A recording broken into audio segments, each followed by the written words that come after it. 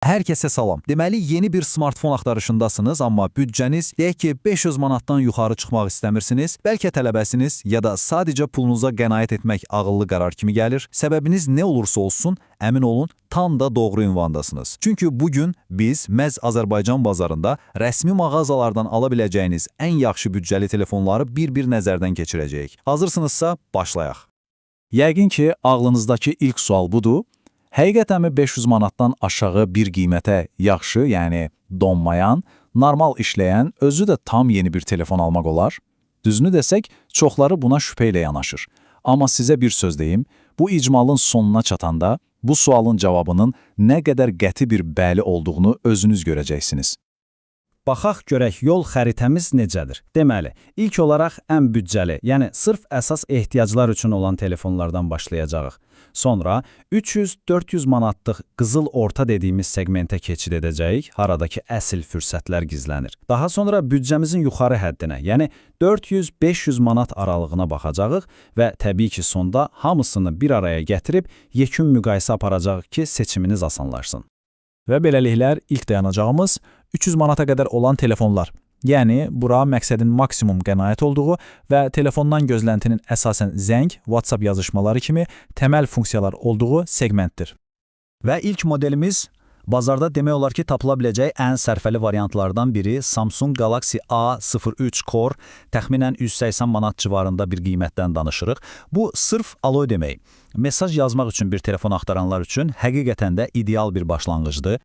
Yaxşı, bəs bu 180 manata biz nə alarıq? Baxın, ən əsası 5000 mAh-lıq bateriyadır. Yəni, bu telefonun zaryadkası sizi gün ərzində narahat etməyəcək. Amma gələk digər göstəricilərə. 2 GB RAM və 32 GB yaddaş. Bu rəqəmlər nə deməkdir? O deməkdir ki, WhatsApp, zəngilər, yüngül internet səhifələri, bu kimi təməl işləri problemsiz görəcəksiniz. Yəni, ancaq və ancaq əsaslar, artıq heç bir şey yoxdur. İndi gəlin büdcəni biraz artıraq. Təxminən 220 manata Honor X5Y modelini görürük. Qiymətdəki fərq kiçik görünsə də, inanın mənə, gündəlik istifadədə hiss edəcəyiniz rahatlıq fərqi qat-qat böyük olacaq. Baxın, fərq məhz buradadır və bu çox vacibdir. RAM 2-dən 4-ə, yaddaş isə 32-dən 64-ə qalxır. Yəni, hər ikisi 2 qat artır. Bəs bu praktikada nə deməkdir? Deməli, proqramlar daha cəld açılacaq, arxa fonda 1-2 proqram açıq qalsa telefon donmayacaq və ən əsası, telefonda yer yoxdur xəbərdarlığını daha gec görəcəksiniz. Deməli, bu ən ucuz kateqoriyada seçim əslində çox bəsitdir. Deyirsinizsə ki, mənə ancaq və ancaq zəng üçün minimum xərcdə bir telefon lazımdır, o zaman Galaxy A03 Core işinizi görəcək. Yox, əgər deyirsinizsə ki, hər gün istifadə edəcəm, biraz daha səlis işləsin, donmasın, o zaman o kiçik fərqi ödəyib Honor X5-i almaq məncə qətiyyən dəyər. Yaxşı, gəldik ən maraqlı hissəyə. 300-400 manat arası. Mən bura qızıl orta deyirəm. Çünki ödədiyiniz pula qarşılıq olaraq ən yaxşı dəyəri məhz bu aralıqda almağa başlayırsınız. Burada artıq ciddi xüsusiyyətlər, daha yaxşı performans ortaya çıxır. Və bu segmentdəki ilk qonağımız əsl batareya canavarıdır. Samsung Galaxy M14. Əgər siz o insanlardansınızsa ki, powerbank daşımağı sevmirsiniz və günün sonunda telefonunuzda hələ də enerji qalmasını istəyirsinizsə, başqa yerə baxmayın, bu model tam sizlikdir. Diqqət edin rəqəmə, 6000 mAh. Bu nə deməkdir bilirsiniz? Bu deməkdir ki, çox aktiv istifadə etsəniz belə, bu telefonun enerjisi bir günü çox rahat çıxaracaq. Normal istifadə ilə isə, bəli, 2 günə qədər gedib çıxa bilər. Üstəlik, təkcə batareyaya deyil, 64 megapiksellik kamerası da bu qiymətə görə həqiqətən yaxşı, aydın şəkillər təqdim edir. Və indi Samsungun batareya gücünə qarşı Xiaomi'dən bir cavab gəlir, amma tamamilə fərqli bir cəbhədən. Qarşılığın Xiaomi Redmi 13C. Bu telefon qiymətinə görə təklif etdiyi yaddaş və RAM ilə sadəcə olaraq bütün qaydaları pozur. Siz rəqəmlərə bir baxın, bu həqiqətən də inanılmazdır.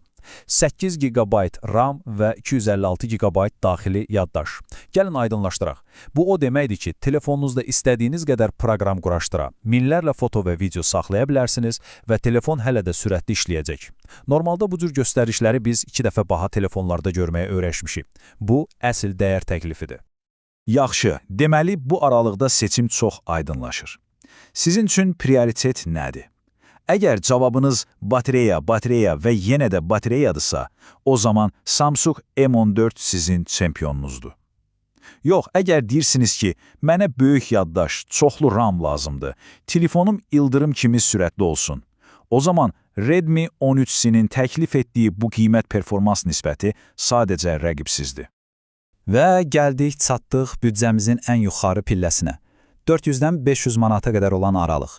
Artıq burada biz sadəcə yaxşı telefonlardan danışmırıq, burada biz daha premium hisslər verən, məsələn, daha keyfiyyətli ekranlar, sürətli şarj kimi xüsusiyyətləri olan modelləri görməyə başlayırıq.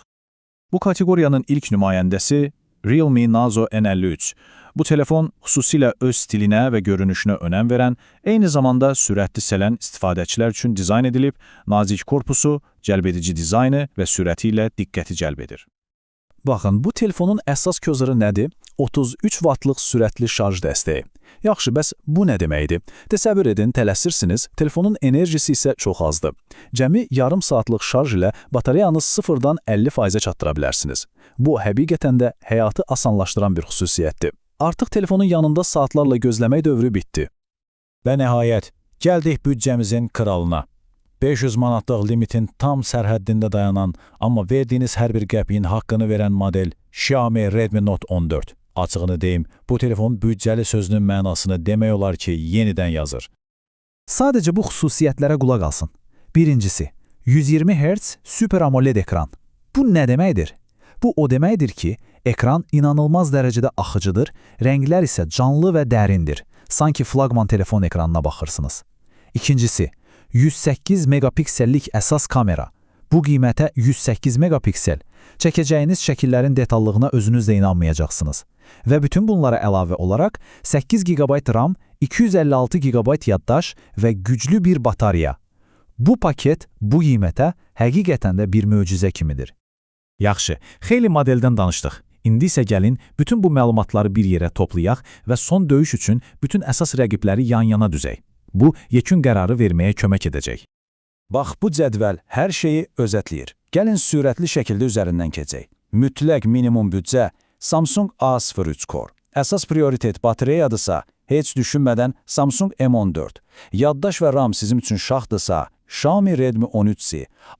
Baxın, cədvəldə yeni bir ad da var. Infinix Smart 8. Ondan danışmamışdıq, amma 90 Hz ekranı ilə o da bu qiymətə çox yaxşı bir alternativdir. Dəbli dizayn və sürətli şarj axtarırsınızsa, Realme Narzo N53 və büdcənizi son həddə qədər istifadə edib əvəzində hər şeyin ən yaxşısını istəyirsinizsə, cavab çox aydındır. Xiaomi Redmi Note 14. Bütün bu modelləri, rəqəmləri, xüsusiyyətləri gördük, amma indi ən vacib sual gəlir. Bəs sizin üçün ən doğrusu hansıdır? Unutmayın, kağız üzərindəki ən yaxşı telefon sizin ehtiyaclarınıza uyğun olmayan telefon ola bilər. Ona görə gəlin bu seçimi sizin üçün necə asanlaşdıra biləcəyimizə baxaq. Proses əslində çox sadədir. Cəmi 3 addım. Addım 1. Prioritetinizi müəyyən edin. Özünüzdən soruşun. Mənim üçün ən vacib olan nədir? Güclü batareya, yaxşı kamera, böyük yaddaş, yoxsa ən ucuz qiymət? İkinci addım. Büdcənizi dəqiqləşdirin. Hansı aralıqda qalmaq istəyirsiniz? Və üçüncü, son addım. Bu iki şərtə uyğun gələn ən yaxşı iki namizədi götürüb, son müqayisəni edin və qərarınızı verin. Bu qədər sadə. Və beləliklə bu icmalın da sonuna gəldik. Ümid edirəm ki, bu məlumatlar sizin üçün doğru telefonu tapmaq yolunda yaxşı bir bələdçi oldu. İndi top sizdədir. Bütün bu modelləri bir kənara qoyun və özünüzə yalnız bir sual verin. Mənim üçün bir telefonda olan ən vacib xüsusiyyət hansıdır? Batareya, kamera, yaddaş, sürət. Bu sualın cavabını tapanan əmin olun ki, öz ideal telefonunuzu da tapmış olacaqsınız.